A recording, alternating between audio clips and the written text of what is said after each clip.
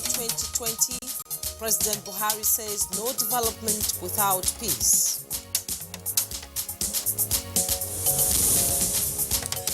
Nigeria Center for Disease Control announces 229 new cases, bringing total number of confirmed infections to over 8,000.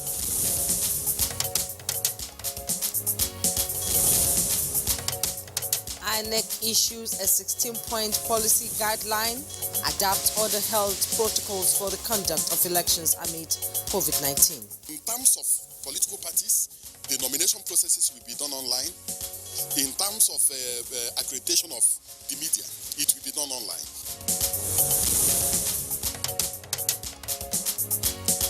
And on Good Morning Nigeria today, we continue our conversation on COVID-19 and emerging security threats.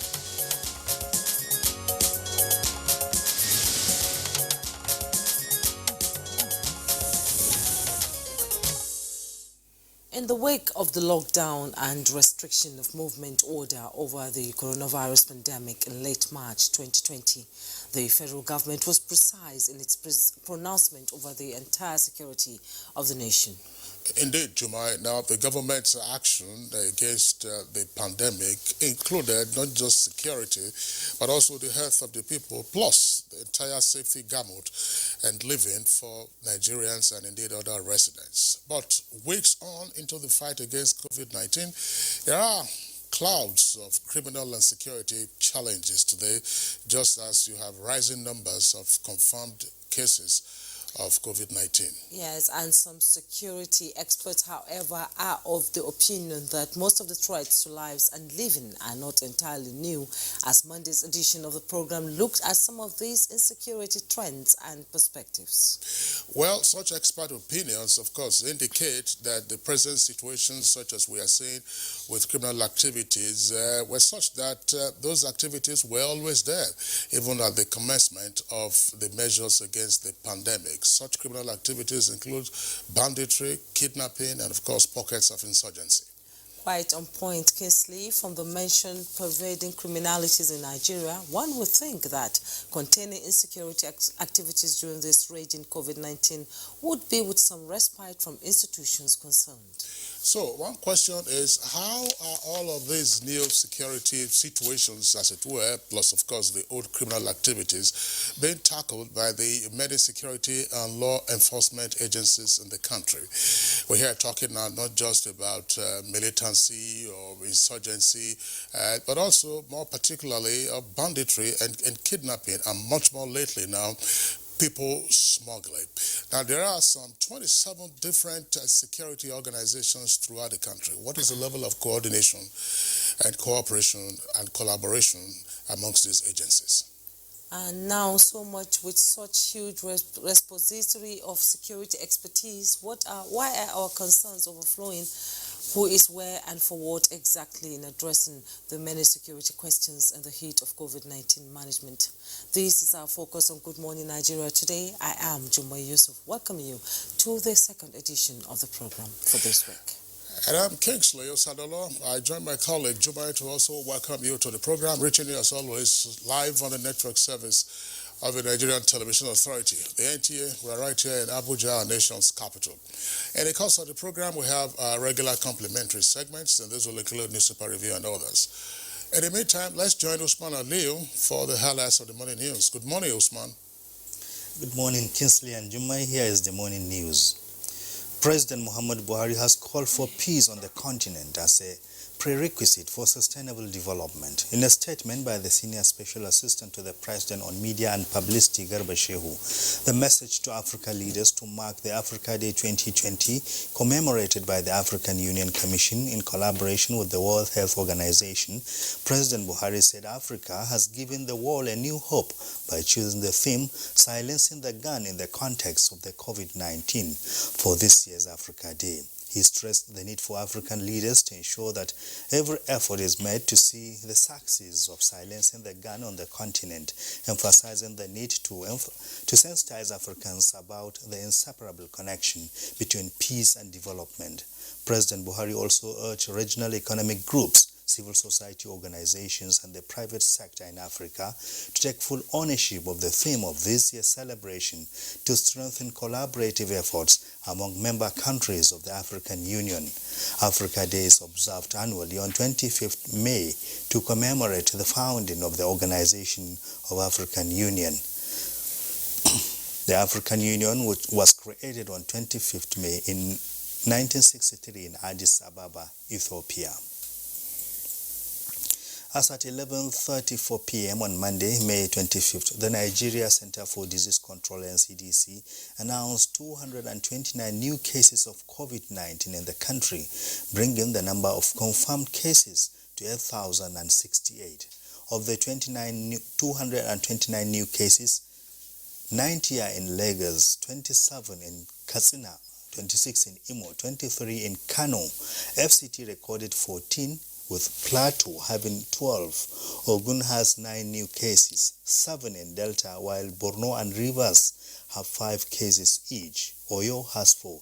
There are 3 new cases in Gombe, 2 in Osun, and 1 each in Anambra and Bayelsa states. Lagos still tops the COVID-19 cases chart table with 3,595 cases in total, followed by Kano with 919 cases and the FCT with 519 cases. 2,311 recovered patients have been discharged, while 233 deaths recorded. The Independent National Electoral Commission (INEC) has issued a 16-point policy guideline for the conduct of elections during the COVID-19. The electoral body is also adopting all protocols outlined by the Presidential Task Force on COVID-19 and the NCDC. INEC has advised political parties to develop guidelines in the conduct of party primaries and campaigns. Done online. In terms of accreditation of the media, it will be done online. In terms of the elections itself, we are going to make sure that all our election officials, we provide them with protective equipment. But it is mandatory for any voter coming to vote in any election to wear face mask. With no face masks, no voting. As part of efforts to cushion the economic effects occasioned by the coronavirus pandemic, the Minister of Labour and Employment, Dr. Chris Ngige, has distributed palliatives to 1,000 households in Alo, Idemili South local government area of Anambra State. I'm doing cooking, so I'm not doing since that time. But we stay for house doing nothing. That I will take it to feed my family and take it to procure myself for the health. Some part of it for food and some part I will use it to settle the debt I owe. Training to enhance capacity of health workers who are on the front line in the fight against COVID-19 has continued in Taraba State. This time, the Center for Initiative and Development, in collaboration with the Nigeria Center for Disease Control, took the capacity building to the doorsteps of Federal Medical Center, Jalingo. To us, because we are the healthcare providers, and it's a timely training for us to step it outside to see how we can manage this COVID-19 in our community and help to minimize the transmission from human to human. Lockdown or not, at home or school, the Nigerian children must be celebrated and empowered to attain their full potential of becoming responsible citizens come May 27. This is the submission of the Minister of Women Affairs while unveiling a series of events to mark the 2020 Children's Day in a lockdown. It's a day that children around the world look forward to express their feelings and to celebrate childhood. However, in whatever situation we find ourselves, we must do our best to give the child its rightful place. Nigerians see the seamless access to petroleum products inspired the lockdown to curb the dreaded COVID-19 spread. As a pointer to strong capacity for the nation's economic revival post-pandemic, this has made motorists commend the federal government for ensuring fuel supply is unhindered. Fuel anywhere, you get it very easy without queue. So we thank the government and the way things are getting easier. For a very long time, since the inception of this government, we've not been having all that excruciating scarcity that make people to buy in panic way and begin to keep. Urge the public not to do any panic buying. Whether it's diesel, whether it's PMS, they should not do any panic buying. We have the product available on ground. And that's the morning news. Good Morning Nigeria continues with Kingsley and Jume after this break. Stay with us. Main way coronavirus spread is when infected people sneeze and cough. Small droplets of fluid expelled by cough or sneezes are laced with viruses looking for new respiratory tracts to infect. When a sick person sneezes around someone who is healthy, the virus can land in the nose, mouth, or even the eyes, causing an infection. Symptoms can include fever, cough, shortness of breath. Symptoms may appear within 2 to 14 days. Seek medical advice if you develop symptoms and have been in close contact with a person known to have COVID-19, or if you live or have recently been in an area with ongoing spread of COVID-19. This message is brought to you by the Nigerian Television Authority, NTA, Africa's largest television network. In this time of despair, our country, Nigeria, needs us now more than ever. We stand a chance to save our great country, Nigeria. A chance to rise up from this pandemic stronger and better. What will be the gain if we do not learn from other countries and observe the lockdown to stop the further spread of the virus? If we loosen our guards and allow this virus doom our very existence, then what have we gained? This is the call to every Nigerian to unite as one and stop the spread of this deadly virus. Stay at home and stay safe. Remember, the virus doesn't move unless we move. This message is brought to you by the Nigerian Television Authority, NTA, Africa's largest television network.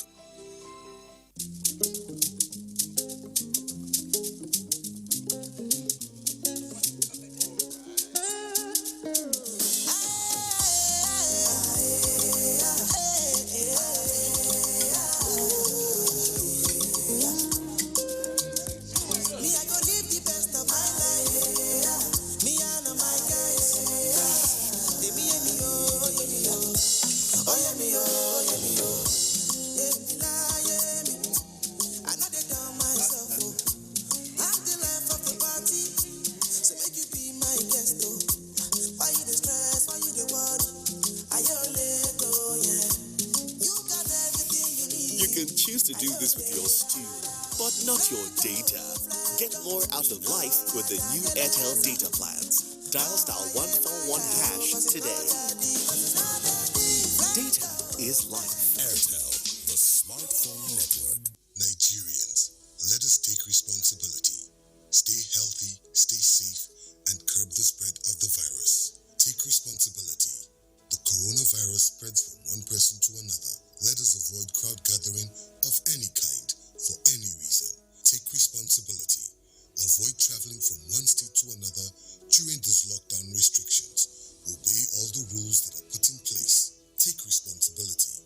Stop spreading fake news and unverified reports about the coronavirus. There is no known cure for COVID-19. Take responsibility. Observe all the measures that can help stop the spread of the virus. Together, we can do this, but only if we take responsibility.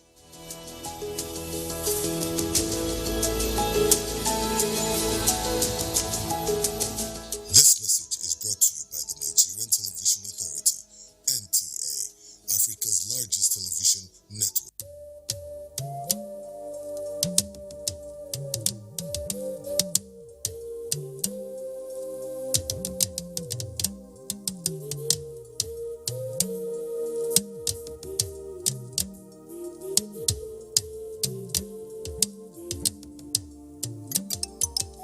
Do you not know that our enemies have no face? They are indigents of no state. They come from no place. And if this boat capsizes, every one of us will go under. So when the drums sound, let everybody answer. Do not say, I am the Iroko when the forest is burning. Do not say, I am the Obeche when the forest is burning.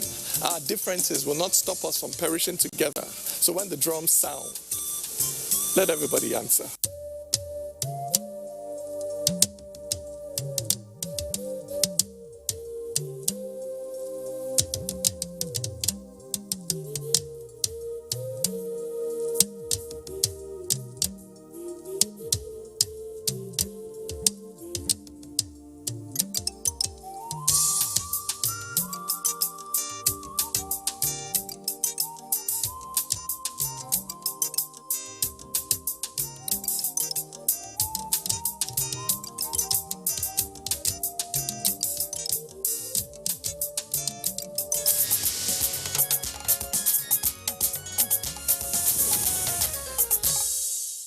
Welcome back. Federal government of Nigeria said to be losing billions of naira from informal exports in the country. Chimobi Walter and Nigeria examines this on Business News. With Nigeria's ranking as one of the top intra-African exporting countries, some export analysts believe the country is losing billions of naira in informal export, as many of its exports do not go through official channels. The experts charge the conformity and exporting authorities to put modalities in place to ensure that all export activities out of Nigeria are properly accounted for to help the country's revenue and develop the exporting subsector. And in terms of trade balance, intra-Africa, Nigeria is making more than 3.86 billion in terms of trade balance. When we say, oh, our manufacturing is not competitive, no.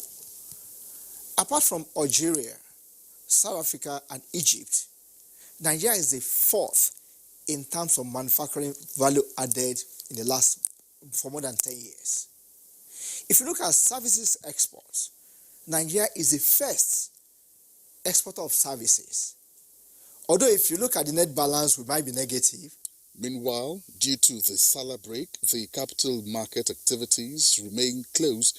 However, with the week ended 22nd of May 2020, equities market closed bullish as the NSE All-Share Index appreciated by 1.80% to close at 25,204.75 basis points as against 1.25% appreciation recorded previously.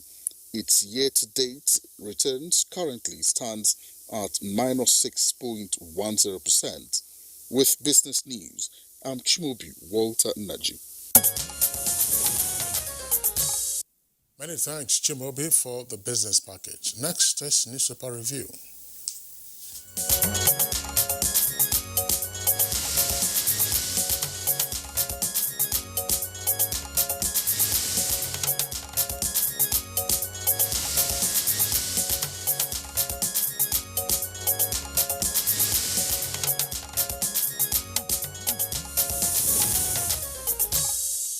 And our newspaper reviewer, Bayo Chobi, is in the studio. Good morning, Bayo. Thank you, Juma. Good morning.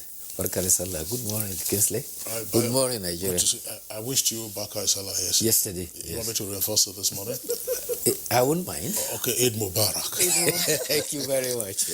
Okay, so Juma. Yeah, we were beginning the paper review with the Punch newspaper, and just above the masthead, we have issued identity numbers to 41 million Nigerians. That's coming from NIMSI. Find that story on page 22. INEC plans to start electronic voting in 2021. That's coming from the head of the INEC, page 14. FG evacuates 69 stranded trafficked Nigerians from Lebanon. You find that story on page 7.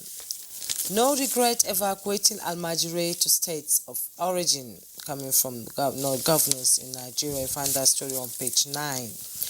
And below the masthead of the Punch newspaper, FG screening 19 Nigerian firms for COVID-19 drug production. With rider, Ministry asks companies to submit samples to NAFDAC. 18 Gombe coronavirus positive cases refuse government isolation. Find that story on page 2 and 9. And the picture story there, a very, very bleak Salah amid COVID-19. Magic Land Recreation Park and Millennium Park, Abuja, and the Johnsons, Jakonde Tinubu Park, Lagos, deserted by fun seekers during the Eid al-Fitr celebration on Monday. You can see the empty places there. Buhari Oyetola orders Mon New Telegraph editor Bakare. That story is on page 8. 2 killed in Borno IDP camp fire. The story is on page 9 too. Zamfara plans to engage 70,000 youths in mining. Still find that story on page 9. At the bottom plate of the Punch newspaper, send your children to Almajire School Rick's Jail. That's coming from Kaduna State Governor El Rufai. That story is on page 8. Bauchi Hotel patrons beat guard to death. Missing phone found. That story is on page 5. Kajaru residents displaced by herdsmen flee to Kaduna community. You find that story on page 11. Kingsley? All right, let's take a look at the Daily Sun newspaper.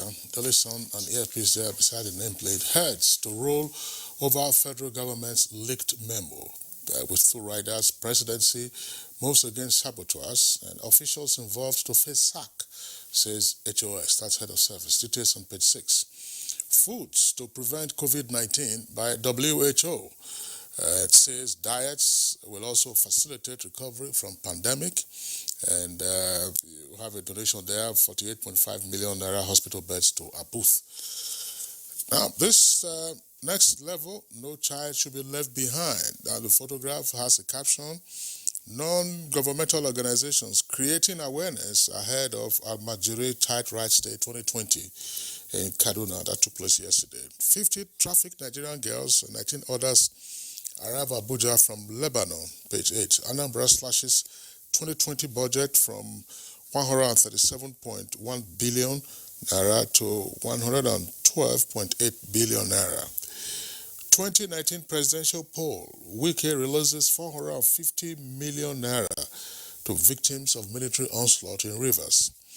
And lastly, a strip ad on the front page there, relocate dry dock to Niger Delta. DSS and PANDEF urge federal government. Details on page 6. Bio. Thank you, Kingsley. Well, Africa and Africans have been reminded that peace on the continent is a prerequisite for development. This truism was emphasized by President Muhammadu Buhari on Africa Day 2020. This is commemorating the day set aside by the African Union and supported by the World Health Organization. President Muhammadu Buhari said, Africa has given the world a new hope. The theme for this year's celebration is silencing the gun in the context of COVID-19. President Muhammadu Buhari says, leaders must sensitize the people that peace, security, unity, and harmony are a sine qua non for development on the continent of Africa. Well, the other story of interest is also 50 of our compatriots that were trafficked to Lebanon, females, and 19 other stranded Nigerians arrived from Lebanon yesterday. They are to be quarantined for 14 days. Their evacuation was initiated by the Lebanon ambassador in Nigeria, as well as his counterpart, our ambassador in Lebanon. Meanwhile, going back to the dominant story, COVID-19. Yesterday, we had 229 new cases in 17 states of the Federation. Lagos, as usual, is leading the pack with 90, but Katsina has shot to the second place with 27, so has Imo to the third place with 26. Kano was pushed to the fourth position with 23. Federal Capital Territory is in the fifth position with 5. Plateau has come up with 12 in the sixth position. The total deaths we had yesterday brings the total now to 5. The positive cases we have now is 8,068. The latest development is that the World Health Organization has also advised that eating a healthy diet can also help fight COVID-19. This says that a healthy diet can help the body to fight or prevent any infection, as well as helping the recovery rate. Meanwhile, the Federal Ministry of Health has indicated that they are screening 19 Nigerian firms for the production of herbal drugs for possibility for consideration for cure. The firms have met with the Department of Complementary and Alternative Medicine, and the Minister of State for Health, Senator Olorunniyi Bemambora, says that the firm have asked to submit their samples to NAFDA. Later on, their samples will be submitted to the Nigeria Institute of Medical Research, the Pharmaceutical Society of Nigeria, and other agencies for certification. The firms, however, are expressing some concern, and this concern border along the fact that they are not too sure of funding and theft of their patent.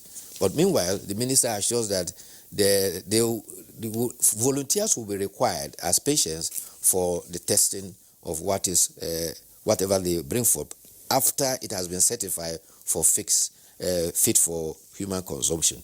Meanwhile, the Director General of the World Health Organization, Tedros Ghebreyesus, says that recent reports on the effects of drugs hydroquinone and chloroquine are not very encouraging, and therefore there are instances now to stop using them. Another area of his concern is also reporting of COVID-19 cases on the continent of Africa. The DG says that so far 1.5% of the world cases are in Africa, and he believes that there's every likelihood that Africa is not testing enough. They are certainly missing some of the cases, and we need to look closely. Earlier on, you mentioned the story about Almajiri and the statement by the governor of Kaduna State.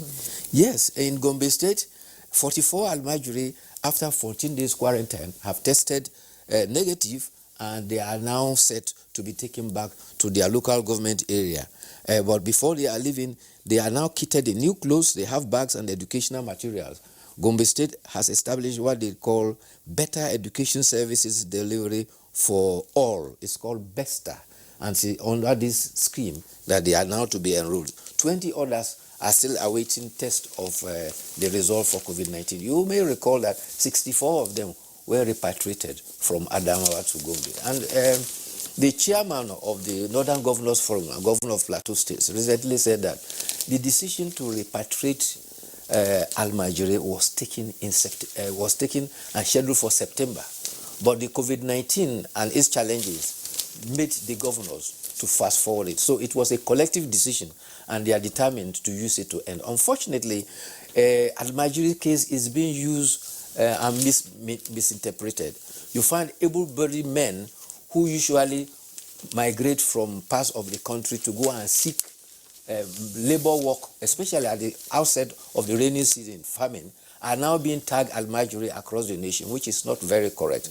And it seems that there's this stigmatization that Almajiri are being exported across the country to go and infect people with COVID-19. It is not all the Almajiris that are infected with COVID-19. Some of them, yes, even the 3,000 that Governor El-Rufai said he was expecting, the quantum of those who tested positive were not up to, I think there were 60 of them that tested positive among them. So it is, again, a stigmatization of the Almajiri to say that they are all carriers of COVID-19. But be that as it may, COVID-19 is changing the way the world is doing business. An independent National Electoral Commission has also expressed the determination to use technology for the electoral process. And the initiative is, they say, is a response to the growing demand to use technology. Already, they have indicated that an electronic platform has been created for submission of nomination forms, and INEC is to start e-voting in the year 2021. Already, newspaper headlines are already casting that Anambra 2021 will be electronic voting, but it's still a long way to go. And INEC has indicated that there will be opportunity to test the e-voting if it will come on with some by-elections before it will eventually 2021. Okay, all right. Well, I mean, quite a number of issues that you have also touched on. But the one on the migration during the lockdown and the restriction on interstate movement, that was a topic we took on partly yesterday as part of the conversation around the emerging security threats. during the COVID-19 pandemic. We are continuing with the conversation today, so we're going to have the security experts talk about this. And one thing that emerged from all of it, we had the governor of Ondo State. He was part of the conversation, joining us via Skype from Akure. A number of these persons are not Almajiri. There is every indication that they are also not Nigerians. They speak very little of Hausa, for instance, understand very little, but they speak French. So these are not Nigerians. And so that, of course, raises its own concerns as to where they are coming from, who is trucking them into the south, and what their mission is. Those who are farm hands, those who seek economic fortunes from time to time, they know them, they know their profile, they know where they are going, but these ones are just like vagrants. They have nowhere, they have no indication of where they are or where they are going. So that's the chief concern about that. Then the other story, I think, Juba, you read it on the front page of the Punch, about the candidate local remedies for COVID-19. And Bayo, you also mentioned the fact that some of the proponents of these remedies are concerned about the intellectual property. I think it's important that while all of this is being done, where they are waiting to certify and approve either by NAFDAC or Institute of Medical Research, they should also involve NOTAP, which is the National Office for Technology Acquisition. Now, on Good Morning Nigeria, we've had the former DG of NOTAP, Umar Bindri. He was also SSG to Adamawa State Government, and we have the DG of the current DG. We have also had them. What are the protocols? At what point do you go for the registration of your patent? Is it after the certification and validation of your remedy, or what? So let that entire process involve NOTAP, so that NOTAP can also provide guidance, and then the concerns or fears of those who are behind the remedies, those concerns and fears can also be assuaged, so that there's no theft of their intellectual property in the event that any of those remedies is picked, as being suitable for use in this particular circumstance. I think it's actually a very good move.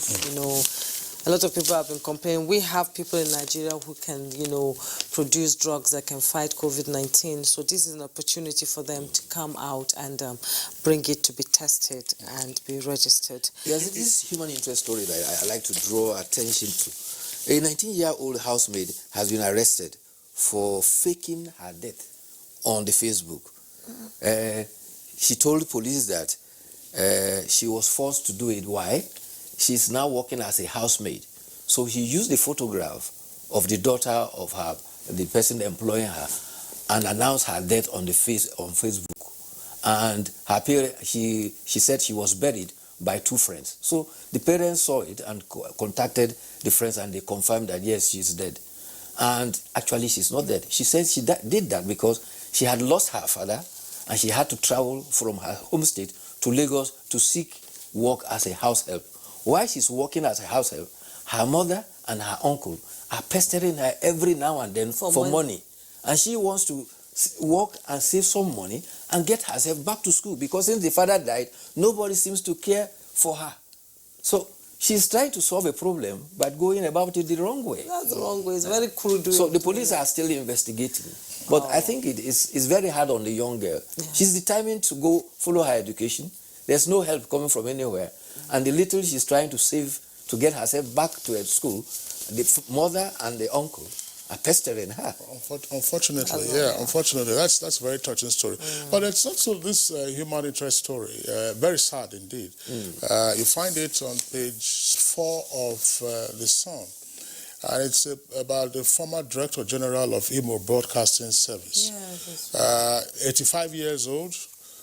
He's alleged to have stabbed his wife to death. The wife of 50 years, the wife is 77 years old. Now he is said to be suffering from dementia. Oh, poor. Unfortunately, and that he's hardly conscious of his actions or his location. On one occasion, he was said to have gone to the local church to report that his car had been stolen. In the meantime, the car was parked on his premises. Well, so this is a case of dementia. Very sad, that's. I don't know. It's a very sad one. It's a very tragic one. How I wish they had gotten help for him earlier on. The tendency for us that when we have people suffer such psychological challenges, we tend to keep them at home. Yes, Keep it instead of secret. taking them to the instead hospital. of taking them to get help. Because they feel if you go to the psychiatric hospital, you say you must have be Well, mad. there's madman. another version indicated that they tried to take him to the hospital before this to get some further attention, but that they were asked to return after the coronavirus pandemic is over, which is part of what we are seeing. Yes, in terms of rejection of patients. Other patients. Yes, or not.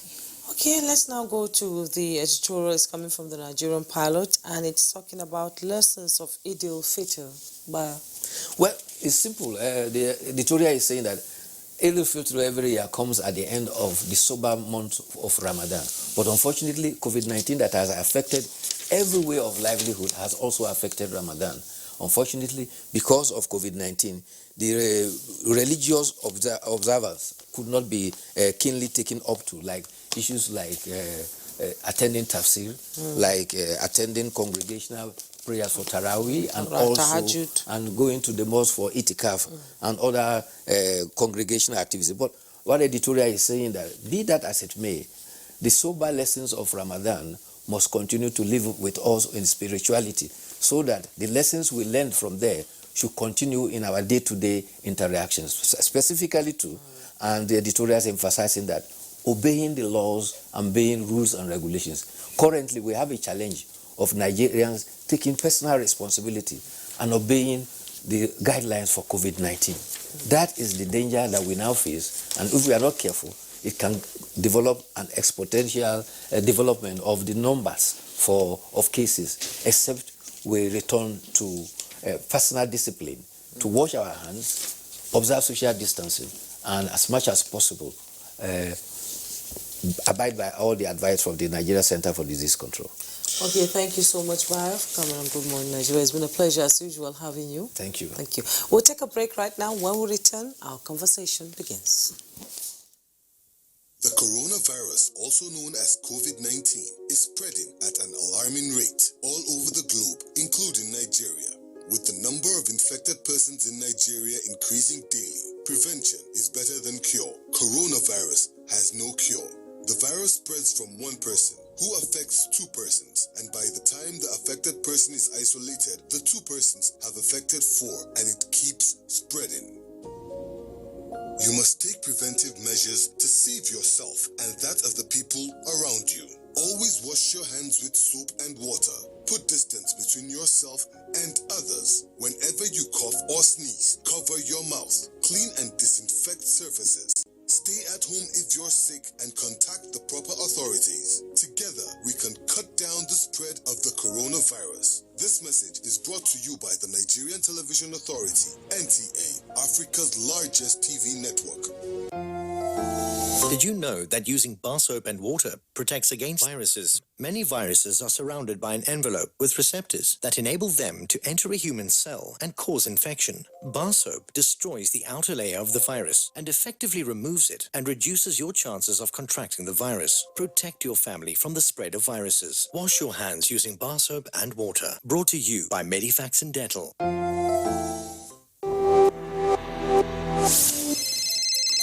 Shegun. How far say tomorrow still dey on? What's your tomorrow? Community meeting now. You know they hear Abi? Na beggy. See, if we meet for my house, inside parlor, then go know. This COVID-19 is not a child's play. If we want to elect a new secretary, we fit to Do one for WhatsApp, or for Skype, or even on Zoom. Or we just wait. I will not negotiate. This social distancing, it is non-negotiable. Not every infected person shows symptoms, but every infected person is contagious. Avoid large gatherings and self-isolate if you think you might have come in contact with a carrier. Your safety and the safety of others is in your hands. This message is from the Akin Fateh Foundation in partnership with the National Orientation Agency with support from Coronavirus is real. Steps to avoid this pandemic. Wash your hands regularly or sanitize your hands. Keep social and physical distancing. Avoid crowded places. Stay at home unless absolutely necessary. Don't touch your eyes, nose, or mouth if your hands are not clean. Avoid the spread of coronavirus. Coronavirus is real.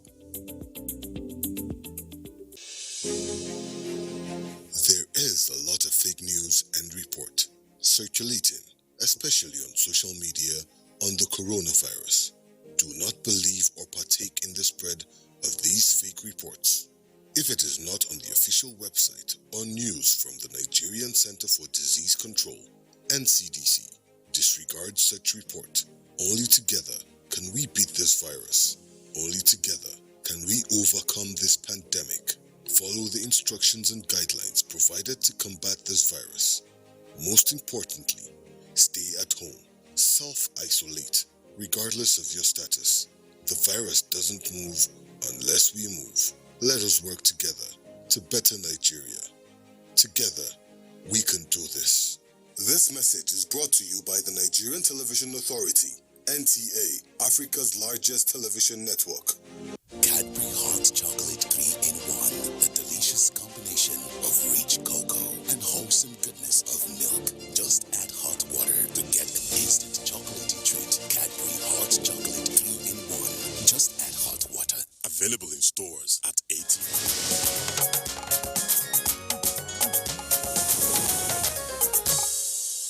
If you're just joining us, this is Good Morning Nigeria, and as a prompt for our conversation, here are excerpts of the first part of the discussion, COVID-19 and emerging security challenges, as put together by Oyoyemi Ajayi.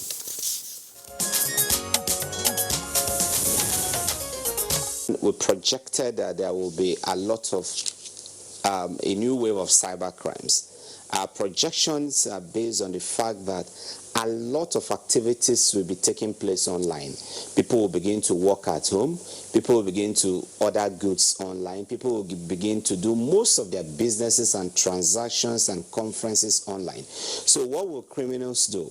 Criminals will naturally follow the trend. They will follow the people away from the street to the cyberspace. And then they will begin to set traps for them within the cyberspace, electronically, digitally.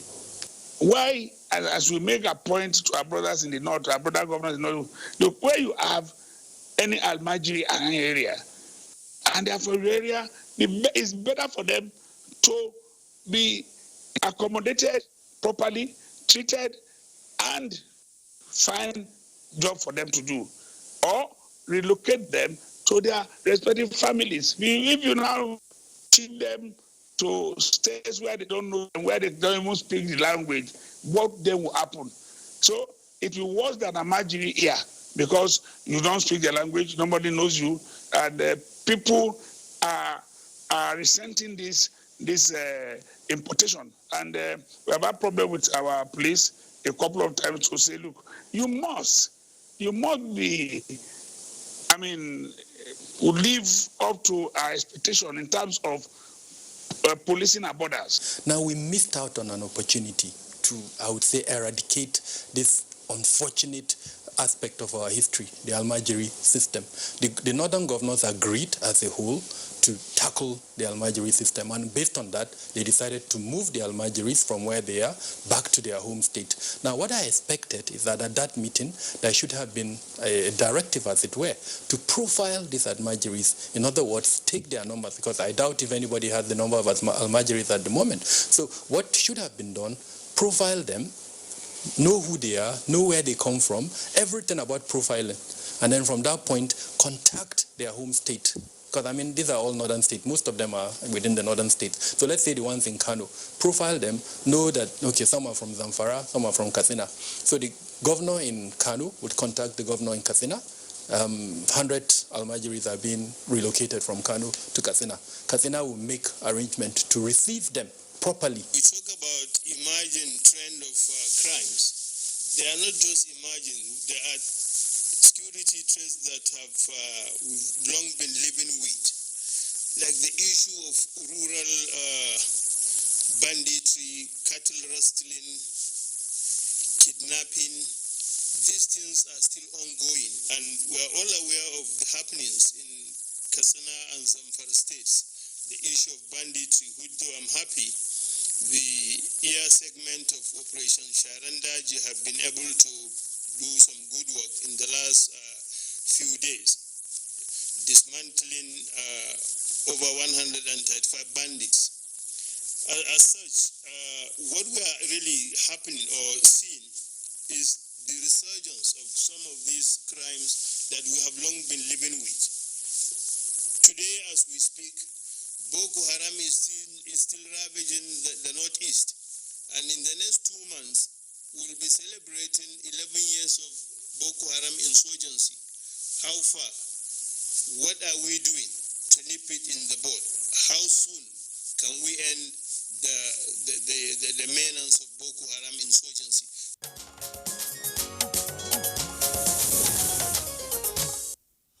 All right, now joining us today to take on the second part of our conversation, we'd like to introduce from our Jos Network Center, General John Temlong.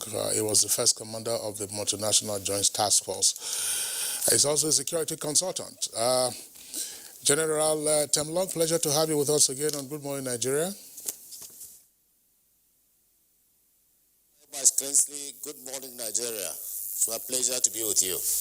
Okay, and here with us in the Abuja studios is the coordinator of Defense Media Operations at Defense Headquarters, Major General John Enenche. General John Enenche, pleasure to have you with us on the program. Thank you very much, Presenter. And Security Risks Management Consultant, Dr. Kabir Adamu, who was with us, Kingsley and Kieran, actually yesterday in the part one of this discussion. You're welcome back to the studio. It's a pleasure having you again. The pleasure is mine. And joining us from our main studio is Ahmed Ibrahim Matani, Secretary to Government of Niger State. He's joining us from our main studio. Thank you so much for joining us. Thank you. Good morning, Nigeria. Okay, all right. Our pleasure once again to have all of you with us on today's segment of the conversation. Let's begin with General John Enenche. Before the containment measures of COVID-19 were rolled out, and indeed before the index case arrived in the country on the 27th of February, the Nigerian military had been deployed to virtually all states of the Federation for internal security operations. Now, with the rollout of the containment measures against COVID-19, what has been the situation in terms of the operational activities of the Nigerian military, in this case covering all the services? Are you seeing new forms of criminality, or are you seeing an abatement of the challenges that you've had to contend with? Yes, since the call-out, our own call-out for the COVID-19, let me state here, was for a non-kinetic approach, that is supporting the healthcare services above all. Now, the specific question here or information we need the public to know is that how has it affected the level of the security challenges from, in quote, we call them enemies, miscreants, the bandits, the insurgents, the terrorists and all. At the onset, for the first 3 weeks, there was something like a lull. But after that, I tell you that there was a spike. Like we noticed, particularly in Katsina State, when in one single day, bandits went and wiped out about 55 families. The same thing we also noticed in the Northeast, that after the onslaught by the Nigerian Armed Forces on the 20th of March, they began to come out in small pockets here and there, cutting from northern Borno right to Yobe. Also, we have the responsibility of backing up the police in other crimes, using our Operation Second 11 and then the Operation Mesa, that is the internal security operations. There also was a spike, a rise. So I can say that there was actually a rise, but we were able to effectively contain them. How? Because when it happened from the northeast, within 2 weeks or thereabout, no, within a span of about 6 weeks, we were able to, with recorded accounts, took out 363 of the terrorists, followed by the ones that, from our air interdictions, put all together, because those are ones that we will not be able to count, about 500. That was several weeks ago. So what I would say is that the military took up the challenge of the criminals, the enemies of the nation, taking advantage of the COVID-19. Now, for the fact that people had to be indoors, in the northwest, the bandits took advantage of that, and we are able to attack them, collecting the palliatives. That was their major target. The palliatives that we are giving, particularly in Katsina State, that's a classical example. When the people went and they were giving their palliatives, the same night, they didn't have rest, and that was how they killed them. And what happened? We now went in, through our operation, Hadarin Daji, the land component supported by the air component of that operation, and deleted about 89 of them in one single operation. You deleted? Yes, we deleted them, and that was it. So, but on and on, they did not, rest, and they still came out. And then this plan came out. The chief of the defense staff came up with a review of the strategy, and it was reviewed in the course of this, and that was what we saw in the last couple of days. Because after that deletion, they hibernated. We call it tactical hibernation. They hibernated in settlements outside their main locations that, that their collaborators, of course, some of them that were arrested, told us, and we went there. And what happened? We went in there, 135 counted by air interdiction of both fighter ground attack aircrafts and then the Alpha jets that could engage from a very high distance above ground level. Following closely, 3 days later or thereabout, we went in again because they moved, they got information and relocated. We followed them, and 200 also followed shortly. So in that way, we were able to handle that. Then the ones that we supported the police, of course, like particularly in the southwest, Lagos and Ogun states, where people took advantage of the lockdown. Hoodlums started, intimidating, I would call it terrorizing, robbing people indiscriminately all over the whole place in Lagos. We now went in under support of the police, and that one was actually handled perfectly. What about the Niger Delta? Criminality, piracy, and you saw that the Navy also came in. The pirates even went as far as beyond the shores of Nigeria, the coast of Nigeria, our AE zone, to go and then steal, to go and then hijack, to go and then take on other vessels. But what did we do? We handled it. So I will say that the truism there is that there was a spike, there was a rise. The criminals took advantage of it, and then the armed forces of Nigeria also came to the rescue. And that is why we are having something like the law we had in this Salah period, which is ending today. Otherwise, it would have been a different thing altogether.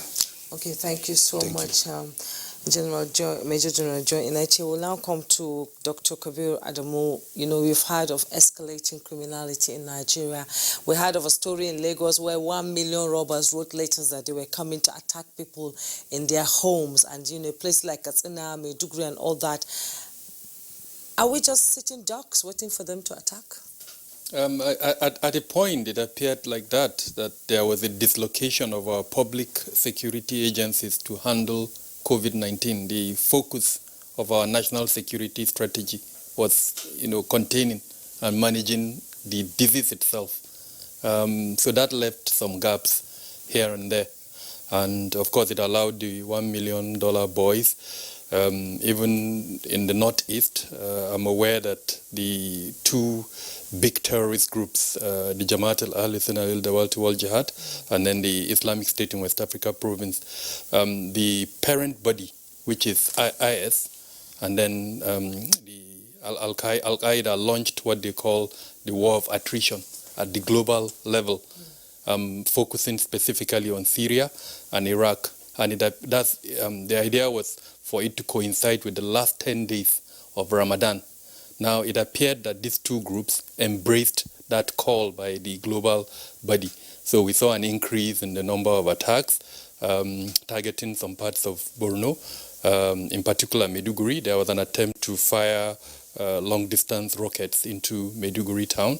Then, of course, we saw the attack in Dapchi in Yobe State. Now, what the significant thing, and that has been echoed by General NHA, is the response by the military. We saw the response by the military, how they were able to contain the terrorist threat, the banditry threat too, and then, of course, the $1 million boys. The 1 million boys. Yes. So all of these threat factors, they are facts. They are existing among us. They are affecting us, our day-to-day existence. The reality, and I think that's one point that perhaps in the course of our conversation we would expand, our security agencies are stretched. Yesterday I began a conversation around the need for coordination. We say the sum of the parts is greater than the whole. If we operate together more, then we can achieve more. If each unit more or less operates on its own, then the kind of situation we're seeing, we have a national security strategy that promised us there will be a change from state-centric security to people or citizen-centered security. That strategy calls for better coordination, and this is a very good period to try that improved coordination, where I mentioned that there are 27 agencies that are involved in security. If all of these agencies come together, then all of these holes that are being exploited by the threat factors within our environment will be blocked. So it's a good opportunity that COVID-19 has presented for us to review how all these agencies work together. And then, of course, hopefully we'll see an improvement. The limited resources that are available, including human, and name them to our security agencies, working together would help reduce this scenario that we found ourselves. All right, Dr. Kabir, thank you very much. We'll return to you in the course of the conversation. Let's go over now to Mina, where the Secretary to the State Government of Niger is with us. That's Ahmed Ibrahim Matene. Ahmed Matene, thank you very much again for being with us. We've had you on Good Morning Nigeria to talk about the state response to COVID-19, either in terms of palliatives or provisioning for isolation centers, as well as trying to expand other aspects of your health infrastructure. Today, the focus is on security. There have been some reports of either bandit attacks or kidnapping in parts of Niger, and considering your landmass the way it is, it's also, as it were, a thoroughfare from the north to the south. But what kind of peculiar security challenges has your state experienced during this pandemic and the associated measures of lockdown and restriction on movement? Thank you very much, Kingsley. Yes, Niger State has experienced some security challenges. This had been on, for some time. We have about 3 to 4 local governments, that are vulnerable, to this security challenge, especially in the area of banditry, cattle rustling. I'm talking about Shiroro, Muya, Rafi, and Mariga local governments. These are local governments that border, Kaduna, Zamfara, and Kebbi State. So, of course, like the General has just said, once there is, military action in some of these states, they usually move into Niger, to find some safe haven. This is largely because of unmanned and unprotected, forest areas that we have, that have become sanctuary, for these bandits. And of course, they have always had a pattern. Usually, they have routes, they follow, from Zamfara all the way into Niger, or from Kaduna all the way into Niger.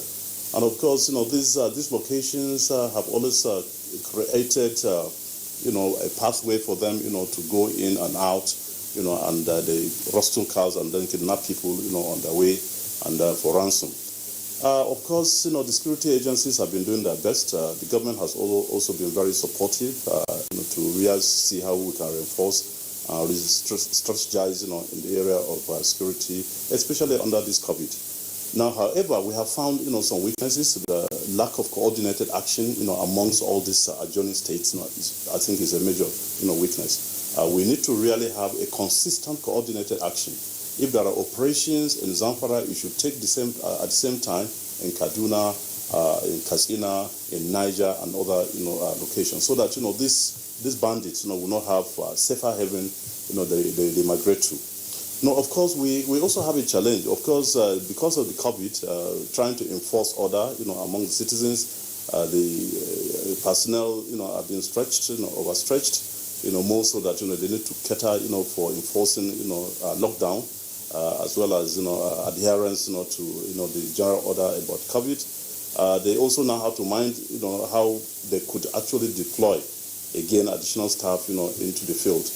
Because I think the bandits have also realized that there is this movement of security to deal with some other issues, so they take advantage of that and then escalate their attacks in most of our communities.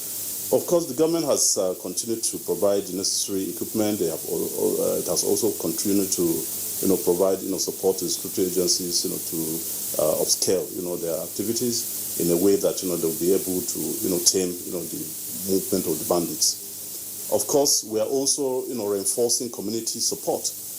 We have realized that, there is need for real-time intelligence.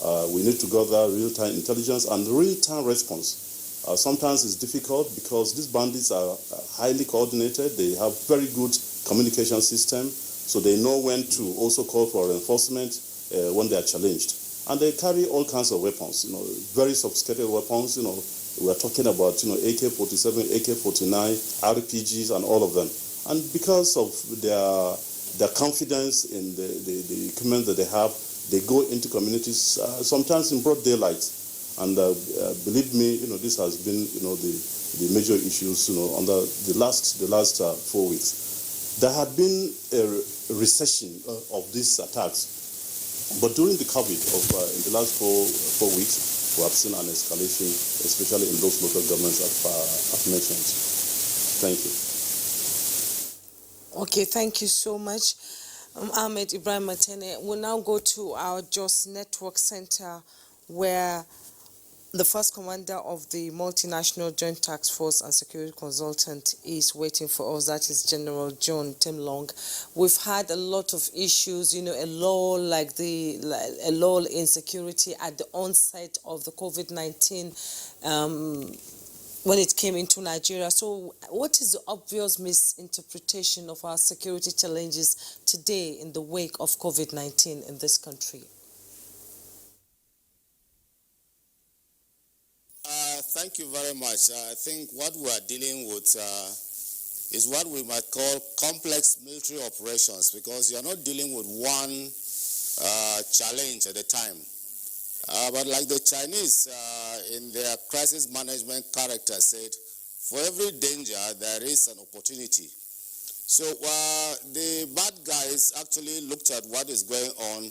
They themselves were even afraid when the COVID thing started. So you found out that they studied the situation and found out that they could still operate within that period.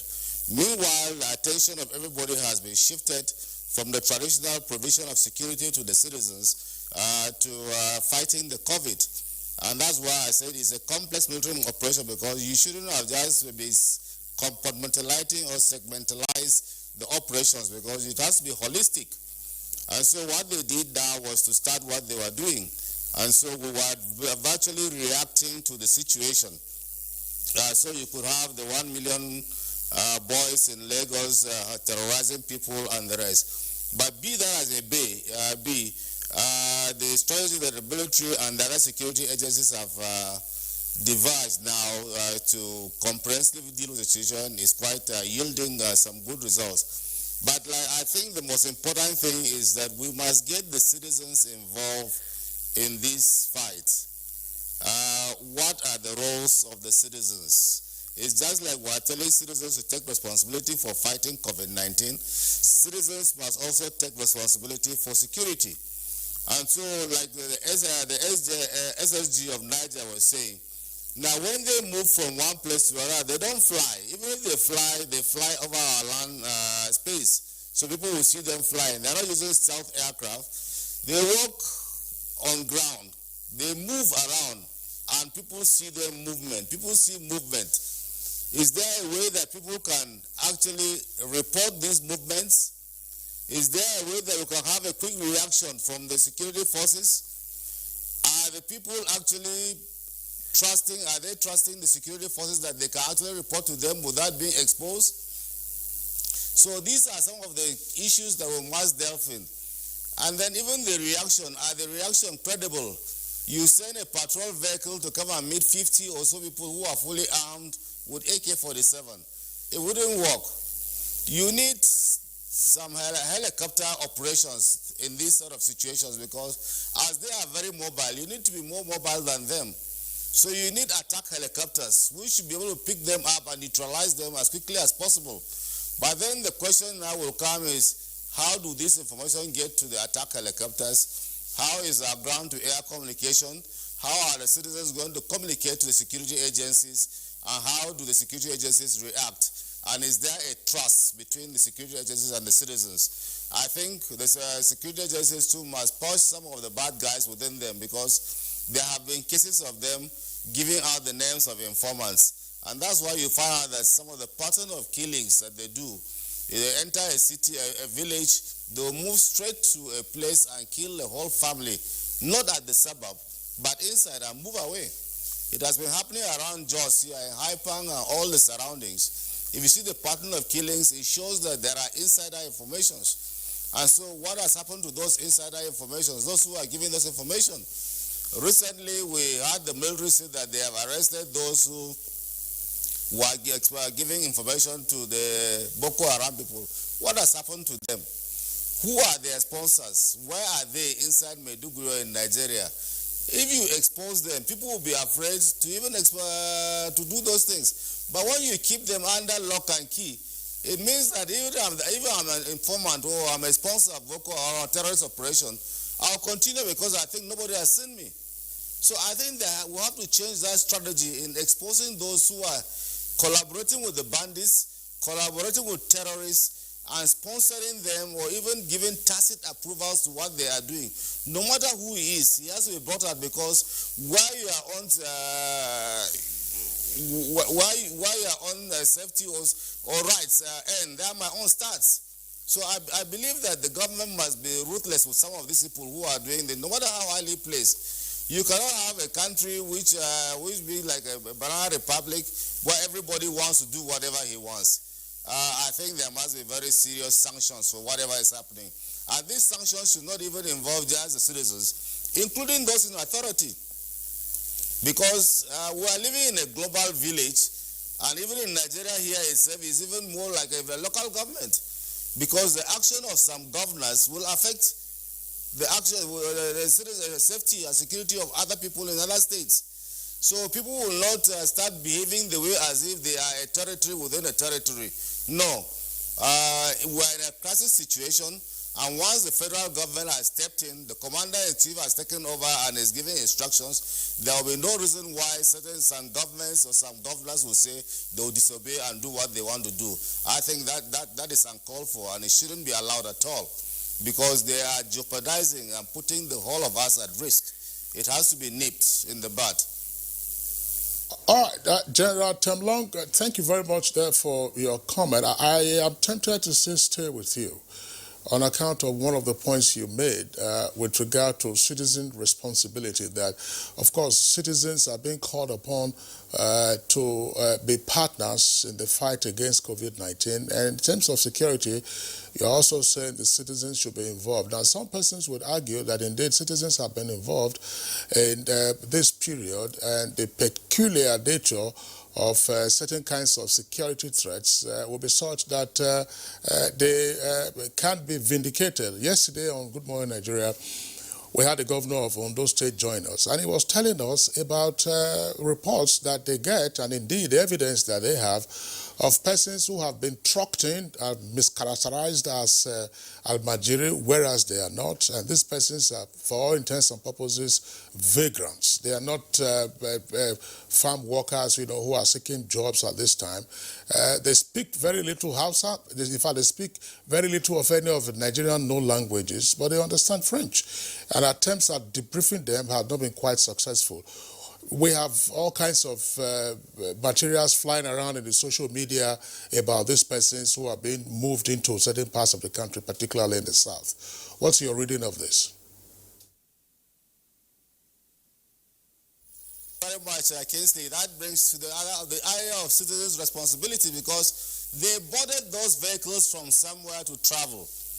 And there and then, the citizens would have reported that they have seen people boarding a vehicle and moving against the lockdown that the federal government has put in place. So right from the place that they took off, they would have been tracked.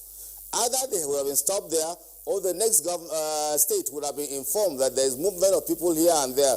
It's so embarrassing for people to leave our borders, or even our border states, probably from Kano, Katsina, or Sokoto, or Jigawa, or Yobe, and move right down to Ondo State, which is almost at the end of Nigeria, the other end of Nigeria, extreme end. So how did they pass all these states? There are security agencies on the streets. Who are the drivers who drove them? Are they Nigerians? If they are Nigerians, do they have people from the police motor park that they moved them? Who reported them? So these are some of the questions that, in fact, it shouldn't just be debriefing. They should pick up those drivers and deal with them properly. Even the motor boys, even the motor park from which they left, and then trace the route at which they book, and then bring those security people to book. Because what we have been doing is that we have been leaving those security men there. You will just pass simply, they collect money, you hear stories that they collect how much and then move. Pick them up. They have a list of all those who are on duties on those roads that they park at that time. Pick them up and deal with them properly, because it becomes a serious problem if we know that it costs you this much to move people. Then it means that terrorist groups can just bring out money and start moving the people to go down south or any part of this country and start operating. So citizens must take responsibility, I said, as they move. Even those vehicles, as they move, they must report. I'll tell you an example. Recently, when the Plateau State closed its borders, vehicles came in from Kano and went in through my local government, Lantang.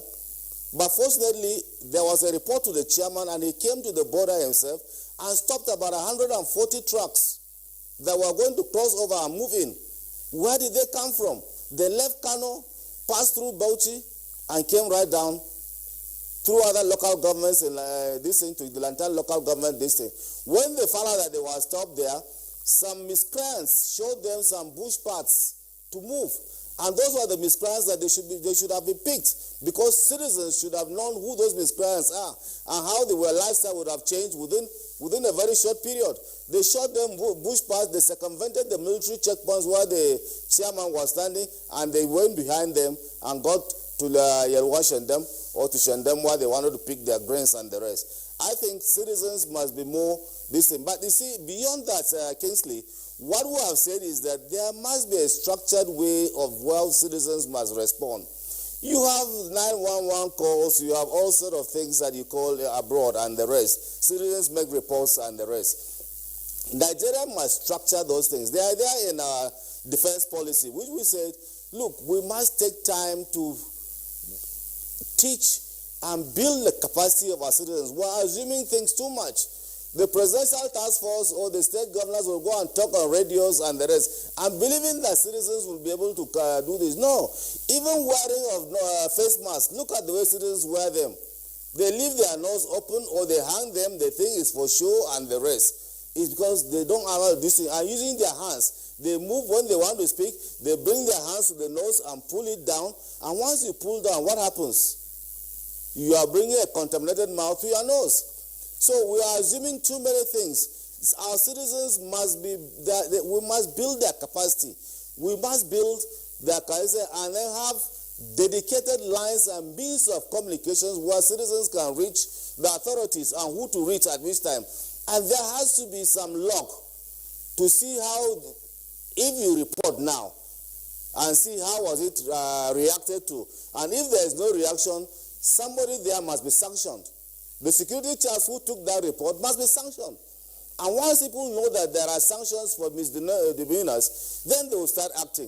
But once it is a business as usual, or go away as if they treat citizens as if they are doing you a favor, not serving you, then something is definitely wrong, and we will hardly be able to fight these security challenges we are having. It's going to be a Herculean task. Because what the SSD said, when you hit them in Zamfara, they move to Niger. When you go to Niger, they move to, you keep following them like a tit-for-tat thing. No, it should be comprehensive. Once they are moving here, they know there is no hiding place for them. They are being dealt with. That will make them fizzle. That will even make those who want to even contemplate to stop. So the moment is that the moment you have the initiative and then you keep pressing on, and they know that the initiative is not with them, and you have the instrument of state behind you, the citizens behind you, I'm telling you, all these things will be a thing of the past. We will deal with this situation. There is nothing so difficult about this thing. It's not rocket science. Dealing with this situation is not rocket science. We will deal with them.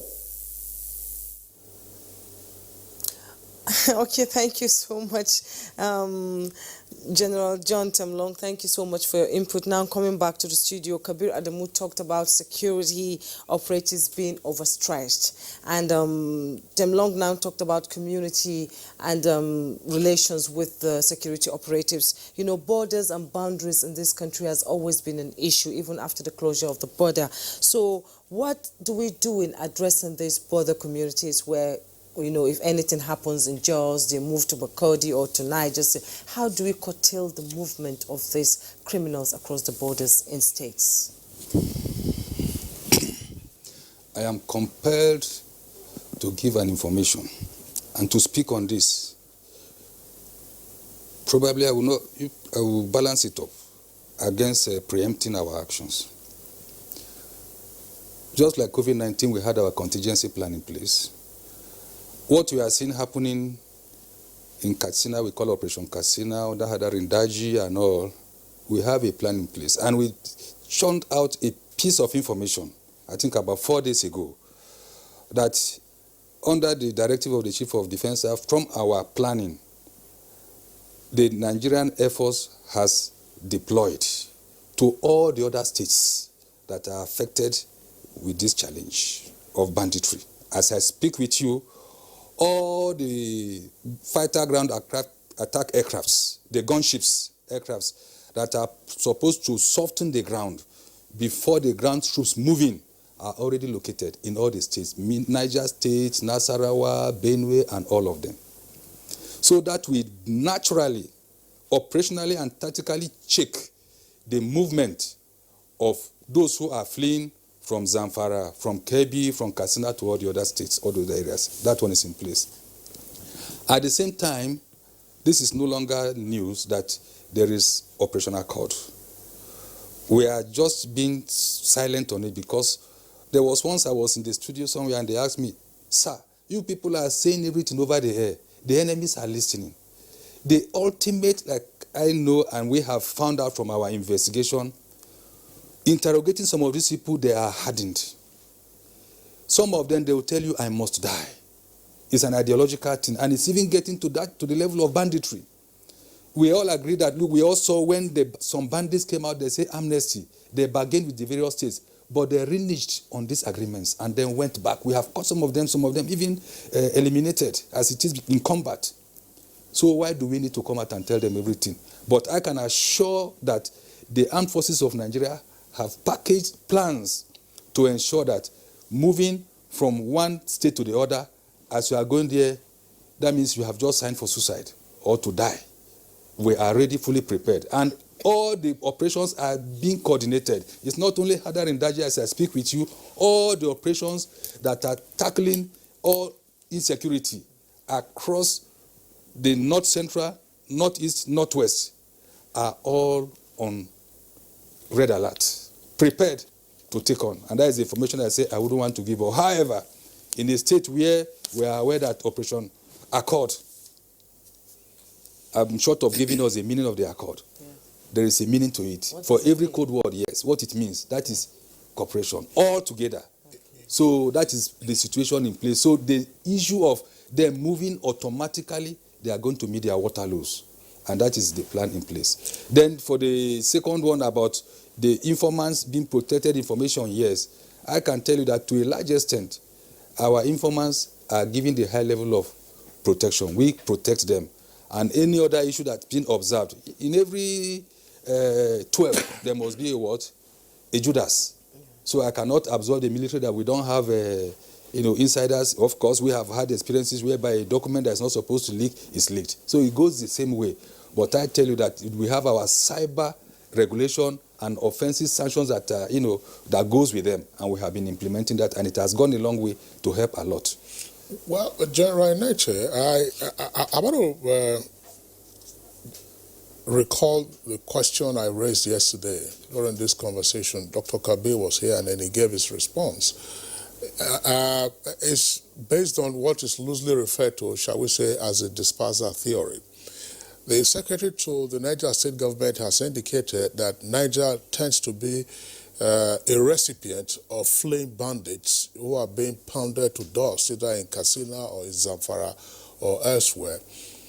Now, some commentators have indicated that the movement that we are seeing in trucks of these so-called Almajiris, who are indeed not Almajiri in any sense, but who do not speak any of the known Nigerian languages or speak French, that they may very well be the foot soldiers that have been either dispersed from the hotspots in Katsina or elsewhere and are likely then to find havens in the forests and then set up camps, which could then become another staging post. Fine, you are having your kinetic operations now where you are strafing those bandits wherever they are in Katsina, Zamfara, and perhaps Kaduna. How much of a threat do you see at this incipient stage of this movement of persons who are not looking for, obviously, employment because they don't know where they are, they don't know where they are going in the meantime? Yes, I would say that it will be unprofessional for us to sit down and assume that there's nothing wrong in all these movements. Definitely. The first thing for you to do is that you suspect to the extreme that these are people that are likely being bred for further situations of insecurity. Since the north, in quote, northwest, north central, northeast is becoming untenable for them. Initially, the information we got through our own intelligence sources was that these were Almajiris. What you told us, we also got the confirmation that they were not. Why are they hiding under sacks? Why are they hiding them with animals? And why can't they speak our languages? So we are interrogating them as a total package. I can tell you for the past 3 weeks we have been on it. And we have also come up with specific directives to all our operatives down there, both the non-kinetic and the kinetic operatives. And we are working on it, and all the other operations down south, whether the common operation Mesa, talk about Awatse, talk about all of them, we are all well packaged. Now what we are waiting for, normally we use actionable intelligence, and it comes from our other partners, just like the DSS, the police, and others. And they are working together in our intelligence vision cell in Abuja here. Okay. So we are fully prepared. This is what they do after, of course, when the arrest is made, the first contact is the Nigerian police or the civil defense. They do that, they invite the state services, and then we are also part of the intelligence monitoring room to get it and then to help us to be fine-tuning all our preparations. How of course, much of information do you get during this interrogation? Yeah, to a large extent, we get up to their intention. By the time you keep them for a time, there's what we call psychological operation you use on them. Then the truth will begin to come out. That is why it's not done in a hurry. Most times they tend to be to themselves without opening up. But by the time you begin to keep them, using all the tactics, the strategies, the training of psychological operations, gradually they begin to come out, giving them some level of reassurance that look just like rehabilitation exercises. So we get maximum information to the point short of their sponsors. That has been the most difficult challenge, that even with the permission of the other services, they may be listening, that they also have that difficulty. That is where we are. Okay, Gerard Eche, thank you very much. Dr. Kabir, let's bring you back into the conversation. Now, against the background of what you've heard, the different perspectives articulated by the two generals, Temlong and Eche, as well as the secretary to the Niger state government, plus the points you were also raising yesterday, part of which you've touched on this morning, that namely all of this, of course, is assumed to flow from the national security strategy. But against the background of the battle against COVID-19 and the template in terms of restrictions and all that, are we doing well? Unfortunately, no. We have to be truthful to ourselves. And the simple indication that we're not doing well is that there are two aspects of the presidential regulation. One of them is the overnight curfew, if I'm right, from 8 to 6. And then, of course, the interstate movement ban. These are two fundamental issues that, unfortunately, a breach of them is clear. Investigative journalists, I've seen them all over, from the print to other mainstream media. They've conducted such investigations, and they've come out with reports. One of the most brazen ones I've heard is movement between Abuja and Lagos, where you have to pay, if you pay about 16,000 naira, allegedly, to security agencies, you are able to move between Abuja and Lagos. So it's clear that, unfortunately, we're not doing very well. We can do better. If there is a presidential directive that is in black and white, that there is a movement ban between states, and state governors have supported that presidential directive. We've seen several state governors coming out themselves to enforce that ban. And then, unfortunately, we're seeing this type of breaches. Then we need to do more. And I think that brings us to the point of monitoring and evaluation within the security agencies, and then the issue of self-evaluation by the security agencies themselves. I touched on it briefly yesterday. I will expand a bit. A regulation, a presidential regulation, PTF COVID-19 guideline, and then the various operational orders by the security agencies. Who goes out to supervise and enforce those operational orders? In some instances, there are no operational orders, so it is left to the operative in the field to actually interpret. And I'm not putting one agency on the spot here. Like I said, there are probably about 27, and I think, if I'm right, about 9 that are armed.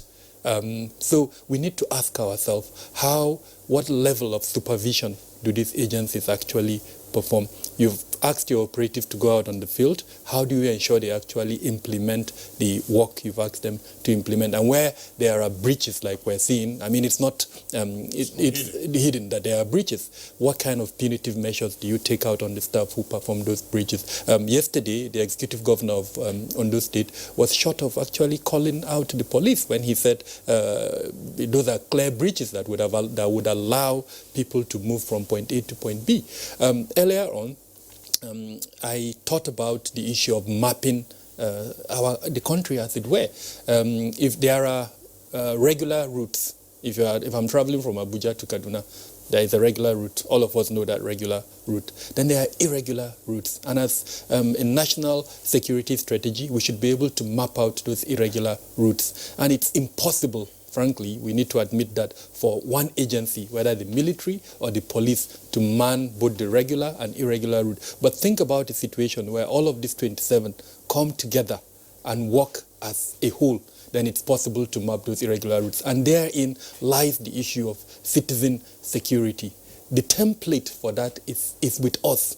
And I feel a bit, unfortunately, frustrated, because I've reviewed the 2014 National Security Strategy. The major issue why it failed, quote and unquote, is because we didn't implement it. We've launched one in December 2019, and it's going along the route of the 2014 document. So there is a need for especially those responsible, the custodians of that document. And with your permission, I will mention the name of the Office of the National Security Strategy Advisor to ensure the implementation of that document. It's a beautiful document. We all embraced it when it was launched. The only way for us to achieve a lot of the things mentioned by General Tenglong is to use that document. The template is very clear. It covers all aspects of security. Security has changed. It's not not what it used to be before, kinetic components of security. Food security is there, pandemic security, health security, as it were. So how do we achieve Medicine that? security. Which is critical, because, I mean, we're facing that at the moment. So implement that document, and let's make it, where there are gaps, as it evolves, we correct those gaps. Currently, we're not doing that. So back to your question, the breach is clear, but the only way to ensure that that breach is blocked is if we work together as a whole, as a nation. Thank you for your input. We'll take a break right now. When we return, the conversation continues. Don't go away. Nigerians, coronavirus is dangerous. It can kill. When you see this sign, high fever, cough, shortness of breath, drowsiness, pneumonia, don't panic, don't hide, don't embark in self-medication. Promptly visit the nearest medical facility. Report all cases to the nearest hospital. Prevention is key. Avoid contact with infected persons. Avoid crowded areas as much as possible. Wash your hands regularly. Use hand sanitizers. Your life is precious. Stay alive. Live long, live right. This message is sponsored by the Federal Ministry of Information and Culture and the Nigerian Film Corporation. Nigerian Film Corporation, powering possibility.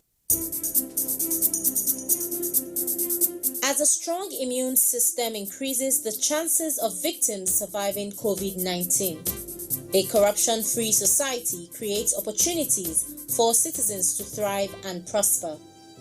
Build your immunity. Stop corruption now. Report all acts of corruption to ICPC on this toll-free number 0800 2255 4272. This message is brought to you by ICPC and NTA. We have observed the lockdown. We have practiced the measures in order to curb the spread of the virus, but we can do better. The coronavirus spread is increasing daily, and only together can we cut down the numbers and defeat the spread of the virus. Remember, COVID-19 is not a death sentence, and a recovered patient cannot spread the disease. Do not stigmatize. Do not hesitate to report any case, or if you have come in contact with anybody that has been infected with COVID-19. If you have cough and fever, please stay at home and call your state hotline. Find state numbers at www.covid19.ncdc.gov.ng. Remember, it is for your own good and for the good of every Nigerian. Let us do better and defeat the virus. Together, we can do this. This message is brought to you by the Nigerian Television Authority, NTA, Africa's largest television network.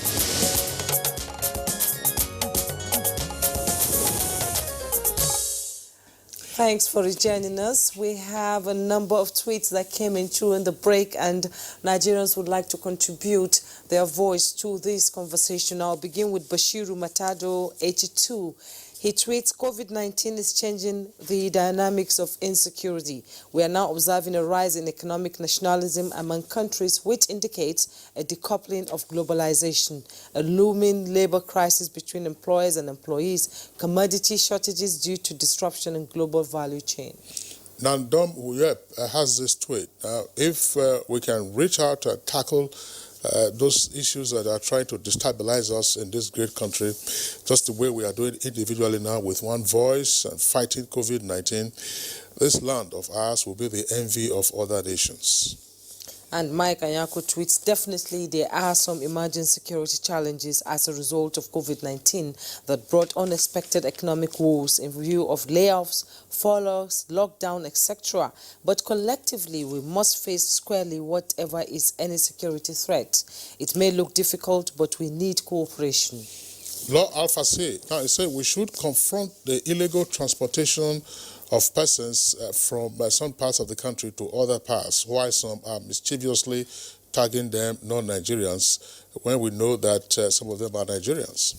And Dele Jackson Lomon tweets, the COVID-19 pandemic is revealing the fault lines in every country, not just those already struggling with conflict, violence, and fragility. We now all fear for our future, but must take the choice to use this period to put humanity back on a peaceful, healthy, and sustainable path. Ibrahim Abdusalam Bello, that's what I would take me, and says COVID-19 pandemic has actually drawn more of our attention security-wise, much more than other areas of concern. Bandits were busy unleashing mayhem here and there in Katsina, Sokoto, Kaduna, and some other states in the north. We are sure to win with the ongoing offensive against the bandits. And Comrade Alhaji Gallo tweets, the security challenges in the northeastern part of the country has reduced to minimal level. Kudos to our security men, more especially our gallant troops and policemen. Festus Akimboyewa says there is no doubt that some people are exploiting COVID-19 for criminal purposes, thereby setting up new challenges for our security agencies. Government must ensure that those security agencies have additional resources to deal with the emerging security threats. Ruben Berry tweets, security is everyone's business, but this is yet to be achieved due to lack of cooperation. I suggest that the more talked about community police should be inaugurated to help tackle the pockets and myriad of crime and violence in the country. Leo Fadaka says COVID-19 as a leveler has exposed some of the challenges in our health and social, political and security sectors. The price of liberty is eternal vigilance. Nigeria must grow. And Alhaji Musa Mohammed Hadija tweets, lockdown, interstate border closure are the major things that melt down the economy of the country during the COVID-19 pandemic, with the secret agenda of repatriation of Al-Majri, which brings many security challenges among Nigerian leaders. All right, Cecilia Koroma has this tweet. It says, this is not a time to leave the issue of securing the country to the security operatives alone. Nigerians must be massively enlightened that we all must be alert and involved in fishing out criminals in our midst. Okay, so those are the tweets that will accommodate. In the meantime, let's return to our guests. Let's go back to Mina, the Niger State capital, where Ahmed Ibrahim Matene, the Secretary of the State Government, is still with us. SSG, well, Niger, we had read some reports of officials turning back persons who were violating the lockdown or restriction on interstate movement. What is the situation now?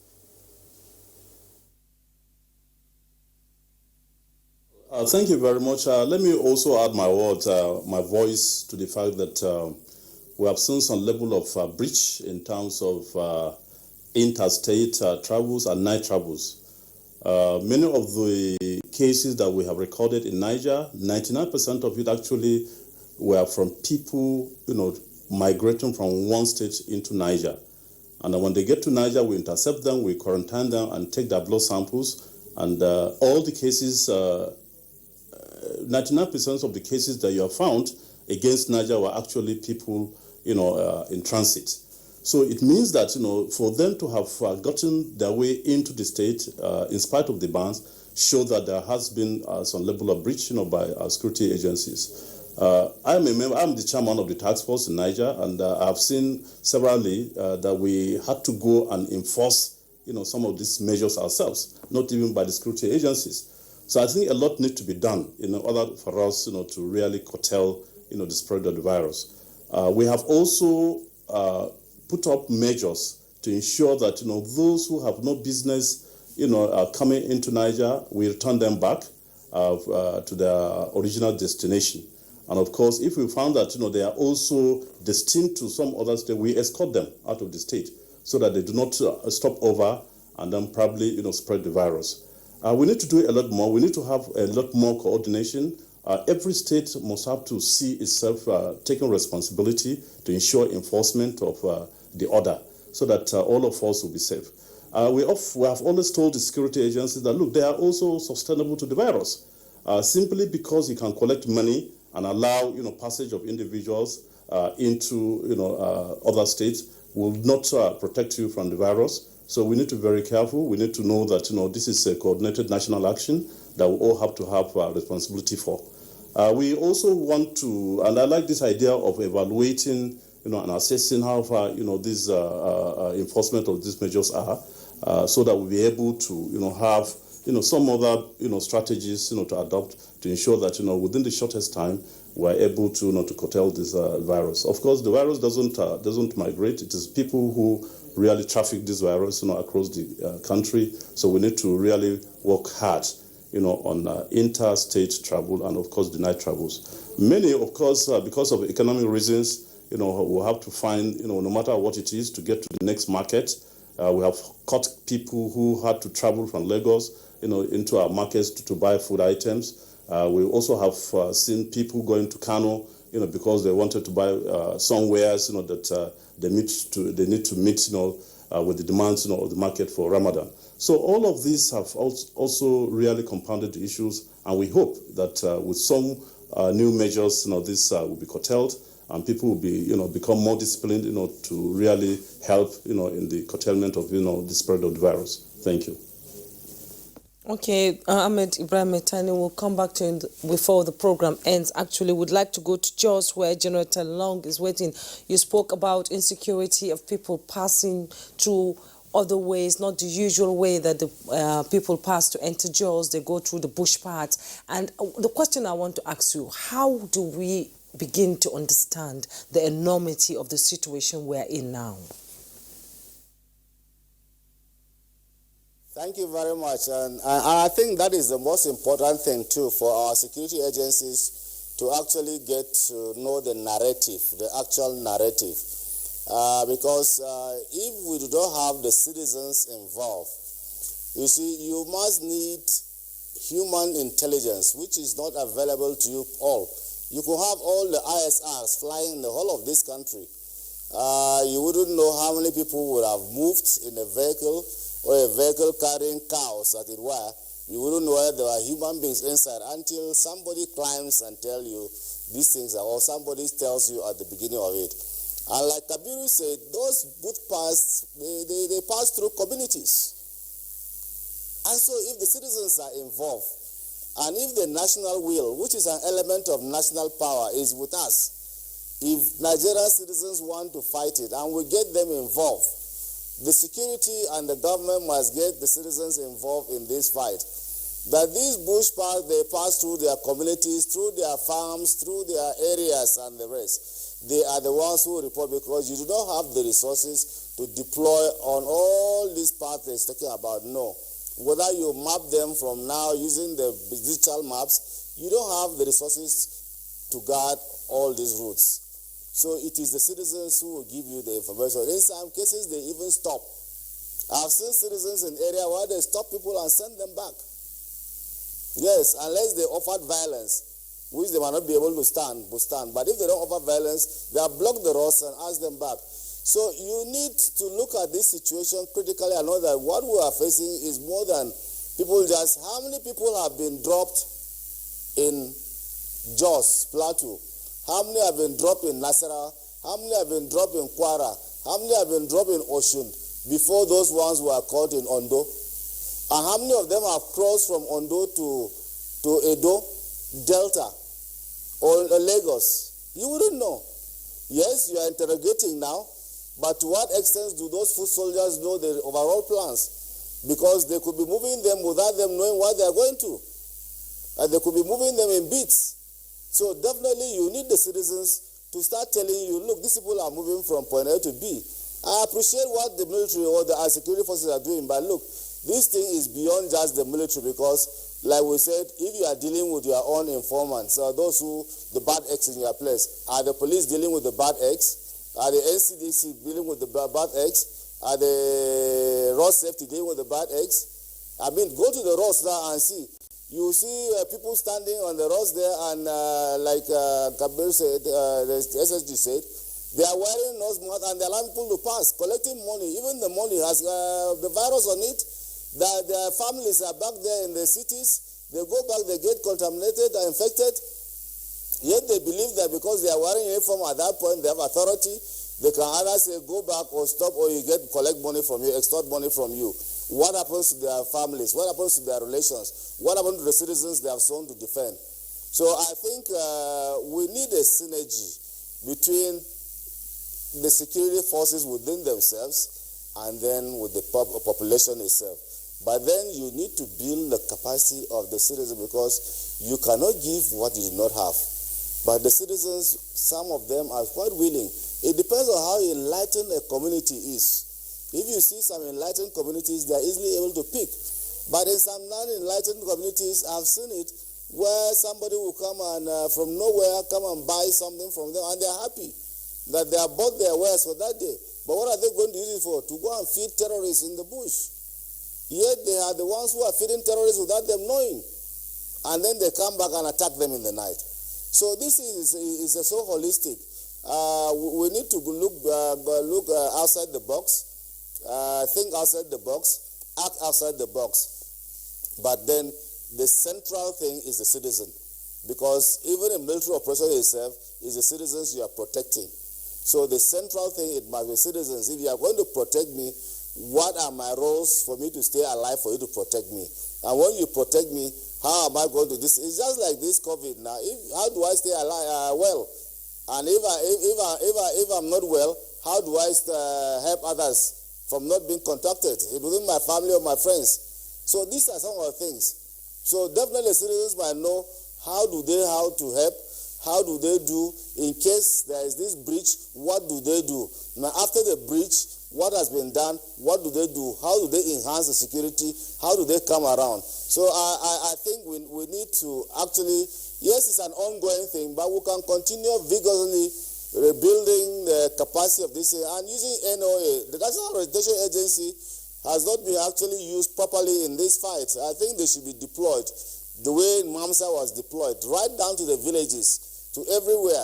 Fund them well, deploy them, and I'm telling you, they are going to do a better job than MAMSA because we have better means of communications these days. But above all, we should know that crime has taken a very serious dimension because the level of misinformation that is going out in the cyberspace is enormous. And people are beginning to get even frustrated. Some are beginning to even think that what this COVID thing is a fraud. But it's not a fraud. But the miscreants are going down, countering all the information they are giving. In fact, they have the voice on sort of things coming on everywhere. So we need to tackle these things too because it has to be multidimensional. Because the cyberspace is being used seriously now to disinform people, send out bad messages, send out terrible messages about this thing. And you send out that there's a lot of nonchalance now, which we can probably call is part of the fog of war, where you have all these sort of things coming up. But then I think we need to tackle the cyber and then start dealing with these cyber criminals because they have inundated the cyberspace with so many misinformation, so many info that has even virtually rendered the efforts being by the government and even the state governments as useless, as being a fraud. Thank you very much, Kingsley, for this opportunity. Okay, well, you are signing yourself off already, General Tim Log. We'll still, of course, have the opportunity of formally signing you off, as you've made your contributions already. But let's come back to the Abuja studios. I want to bring in Dr. Kabir Adamu. All of the analysis that we've done yesterday and today, they've related to the various measures that the government enunciated after the index case. Now, by Monday next week, we would have come to the end of the second 2-week lockdown as part of the ways of gradually easing out of the lockdown and then gradually reopening the economy. But even in reopening the economy, we know that there's been a paradigm shift worldwide and even with us. There are some dire predictions with regard to either a recession or a depression. So the economic woes are likely to escalate. Now, is this going to provide some respite from some of the criminalities that we are seeing now, or is it likely to deepen the nature and texture of the criminality, and therefore, futuristically, how might we prepare for it? Now, we're dealing with some of these issues now. We've seen the clear breaches, but after the lockdown is over and we are coming face to face with the reality of the new economic situation, and we are seeing either new or extended forms of criminality, how do we deal with those ones? Kabir. Thank you, Kingsley. The reality, and I hate to be the harbinger of bad news, as it were, is that there is a correlation between an economic downturn and spike in criminality. In this instance, there are a multitude of factors that we need to to mention. I'll quickly run through them. One of them, for instance, is the criminal justice system that has been affected by COVID-19. Most times we tend to forget this. The court system currently is in, for lack of a better word, a state of comatose. They are also affected by COVID-19, so the ability to sit and administer justice has been affected. That means a lot of cases are being delayed. That's one. The correctional services, and that's the one that worries me.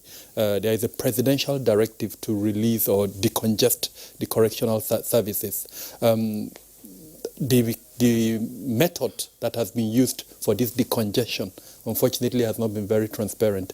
In other climes, they have the concept of forelearning, which is to release a prisoner, he's released, but you are also putting him on surveillance.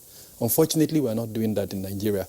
I would recommend to the Ministry of Interior to consider that concept. Release them, but get guardians, as it were, from within the society. Talking about parole? Well, it's a concept of parole, but in this instance, it's a presidential directive that says decongest the correctional services. They release them currently without any form of surveillance on them. Now, my worry is this. Within the correctional services, we know that some prisoners have been indoctrinated. Unfortunately, this is a reality.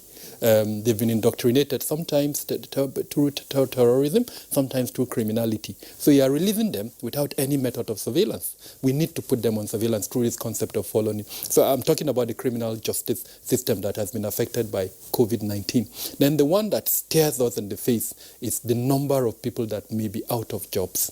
I run a consultancy. I was able to pay my salary for March and April. Will I be able to pay for May? Very unlikely. Am I going to release? I hope your staff are not listening to you. Well, the good news is that I've engaged them, which is what I'm going to recommend. Yes. As employers of labor, depending if you are in government, in public service, or private service, engage with your staff. Be realistic with them. This is the situation. This is what I can do. This is the effort I've put as an employer. And then that brings us to the other aspect, which is the car COVID, and then, of course, the Central Bank of Nigeria. I know there are measures that is being put in place by the Central Bank of Nigeria. I am very worried, and I say this with all sense of responsibility. Some of the information that is coming to my table is very concerning with regards to corruption of the implementation of the economic palliative measures. The government has put in place a beautiful package. I heard the Minister of Finance and National Planning the other day giving out indications. The figures are about 8.9% if those indications are not implemented, or 4.5% reduction in our GDP if we don't manage it very well. So that means the likelihood of a significant number of people may be let out of their jobs. And that means if the security agencies do not up their game to block the spaces where criminality would increase, then we're going to see a spike in criminality. And that answers your question. So it's a two-way thing. On the one hand, the opportunity for criminality and the desire to commit crime is going to increase. The only way to block that is for the security agencies to up their game, block those gaps, and ensure that even where the intention to commit the crime comes up, then it's prevented. All right, Dr. Kabe, thank you very much. General Enenche, your closing thoughts, very briefly. Yeah, before I close, I want to use this forum because now things are virtual, to thank General Temlong for being my tutor under Multinational Joint Task Force. I was a commander under him as a major. And in all fairness, all his projections, his predictions are things that we are seeing 21 years later now. And my closing remarks will be that we saw the shortcoming of human intelligence. If we had human intelligence then, or what we have then, if we have it now, because it has changed drastically. Very, very key to all our military operations. And that is what we are lacking to a large extent. If we have 90%, 80% of the human intelligence we want, or we require, or we need to tackle these security challenges, particularly in the Northeast and Northwest, North Central, I think that the successes we recorded would have been far, far higher than this. So I am appealing to the general public that let them give us information and they are well protected. And then in addition to that, to the few observed lapses on the part of our security operatives. We have this Operation Checkmate, and the Nigerian Armed Forces leaves no stone unturned in sanctioning their personnel. Of course, we have a few cases in this COVID and even from our operational areas, and they are all being handled professionally and then constitutionally. Okay. So on that note, I want to encourage the general public that, look, we are going to be on top of the situation and we continue to strategize. Nothing like researching. Fresh strategies as they unfold. Thank you very much. Okay, Major General John Neche, thank you so much for coming on Good Morning Nigeria. He is the